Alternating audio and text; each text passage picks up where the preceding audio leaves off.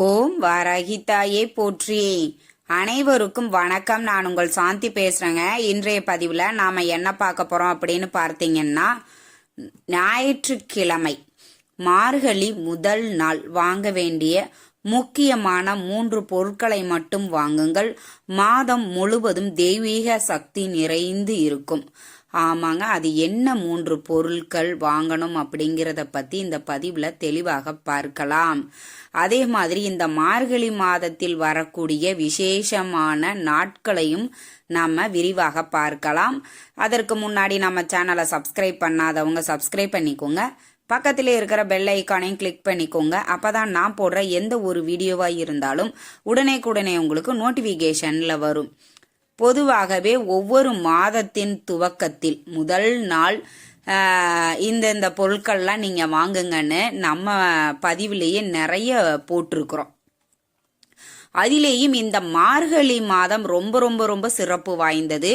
ரொம்பவுமே இறை சக்திக்கு ஆடி மாதம் எப்படி அம்மனுக்கு உகந்த மாதமாக இருக்கிறதோ அதே மாதிரி அனைத்து தெய்வங்களையும் வணங்கக்கூடிய ஒரு முக்கியமான மாதமாக இந்த மார்கழி மாதம் அப்படிங்கிறது இருக்கும்.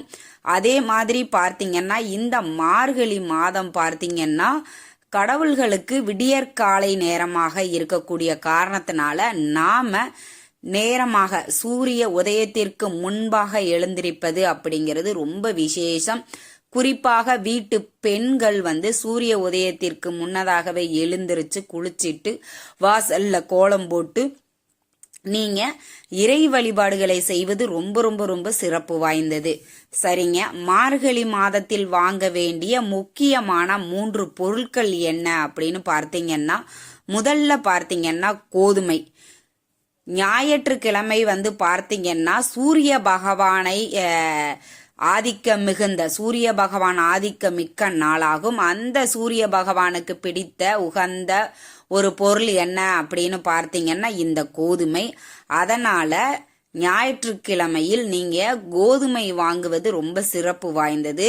நிறைய பேர் கேட்குறீங்க அத மாவா வாங்கலாமா அப்படின்னு. மாவு வேண்டாங்க, நீங்க கோதுமையா வாங்கிக்கோங்க.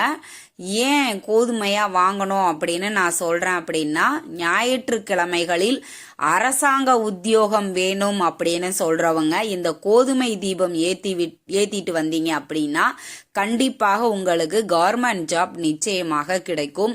இந்த கோதுமையை வைத்து நம்ம நிறைய பரிகாரங்களும் செய்ய போறோம். அதனால ஒரு 1/2 கிலோ 1 கிலோ நீங்க வாங்கி வச்சுக்கோங்க பத்திரமா. ஆனா நான் ஞாயிற்றுக்கிழமை நாட்கள்ல வாங்கும்போது கொஞ்சமாக ஒரு பவுல்ல எடுத்து நீங்க உங்களுடைய பூஜை அறையில வைப்பது ரொம்ப சிறப்பு வாய்ந்தது. சரிங்க, இப்ப இரண்டாவதாக நம்ம பார்க்கக்கூடிய பொருள் என்ன அப்படின்னு பார்த்தீங்கன்னா, விஷ்ணு பகவானுக்கும் மகாலட்சுமி தாயாருக்கும் உகந்த ஒரு பொருள் துளசி. இந்த துளசியை பார்த்தீங்கன்னா நம்ம ஞாயிற்றுக்கிழமை நாட்கள்ல வாங்கி நம்மளுடைய பூஜை அறையில் இருக்கக்கூடிய விஷ்ணு பகவானுக்கு சாற்றுவது ரொம்ப ரொம்ப ரொம்ப சிறப்பு வாய்ந்தது. அவ்வளவு சக்தி வாய்ந்தது. இந்த பொருளையும் நீங்க வாங்க மறக்கவே கூடாதுங்க. இந்த துளசி வாங்கி சாற்றுவதன் மூலமாக நம்மளுக்கு கிடைக்கக்கூடிய பலன்கள் ரொம்பவே அதிகம். ஏன் அப்படி சொல்றேன்னா, மார்கழி மாதத்துல தான் ஆண்டாள் கண்ணனை மணப்பதற்காக நோன்பு இருந்து அவரை வழிபாடு செய்தாங்க. அதனால அவர்களுக்கு பிடித்த இந்த துளசியை நாம வாங்குவதன் மூலமாக நம்முடைய வீடுகளில் என்றென்றைக்கும் செல்வம் அப்படிங்கிறது நிறைந்து இருக்கும். அதனால ஞாயிற்றுக்கிழமையில் மறக்காம இந்த துளசியும் வாங்கிக்கோங்க. அதற்கப்புறம் பார்த்தீங்கன்னா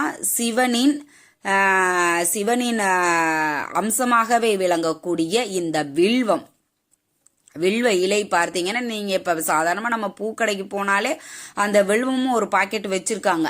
அது கூட ஒரு 10 ரூபாய் தான் வரும். அந்த 10 ரூபாய் 20 ரூபாய் கொடுத்துட்டு அந்த வில்வ இலையும் வாங்கி அன்றைய தினம் நீங்க சிவபெருமானுக்கு அர்ச்சனை செய்வது ரொம்ப ரொம்ப சிறப்பு வாய்ந்தது. இந்த வில்வத்தை வைத்து நீங்க சிவபெருமானுக்கு நாம் அர்ச்சனை செய்யும் போது நாம என்ன வேண்டுதல்கள் முன் வைக்கிறோமோ அது என்ன ஏது யாரு என்னன்னு கூட பார்க்காம கேட்காம வரத்தை வாரி வழங்கக்கூடிய சிவபெருமானை நினைத்து இந்த வில்வத்தில் அர்ச்சனை செய்யுங்கள். கண்டிப்பாக கொடுப்பார். நீங்க கேட்கிற வரத்தை உடனே கொடுத்துருவார். அப்படி ஒரு அற்புதமான இந்த 3 பொருட்களையும் ஞாயிற்றுக்கிழமைகளில் நீங்க வாங்குங்க. கோதுமை, துளசி, வில்வ இலை இதெல்லாம் வாங்கி வச்சுக்கோங்க. அதே மாதிரி அன்றைய நாள் பூஜை அறையில 2 நெய் தீபம் ஏத்திக்கோங்க. இந்த நெய் தீபம் யாரெல்லாம் ஏத்தணும் அப்படின்னு பார்த்தீங்கன்னா, இப்ப காலையில உங்களால எழுந்திருக்க முடியாதுன்னு வச்சுக்கோங்க.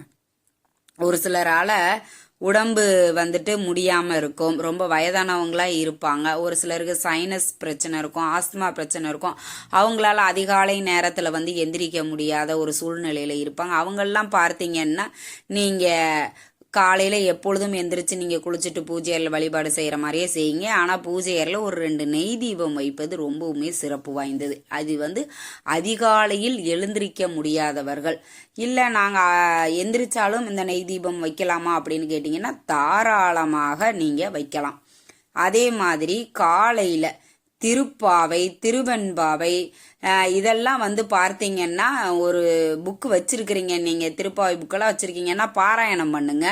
இல்லைன்னா அதை ஓட விட்டு திருவெண்பாவை இதெல்லாம் ஓட விட்டு கேளுங்க. காலையில் மார்கழி மாதத்தில் இந்த திருப்பாவை திருவெண்பாவை எந்த வீட்டில் ஒலிக்கிறதோ அங்க விஷ்ணு பகவான் அவதரிப்பார் அப்படிங்கிறது ஐதீகம். அதனால மார்கழி மாதத்தில் தயவு செய்து இந்த திருப்பாவை திருவெண்பாவை பாராயணம் செய்வது ரொம்ப ரொம்ப ரொம்ப சிறப்பு வாய்ந்தது.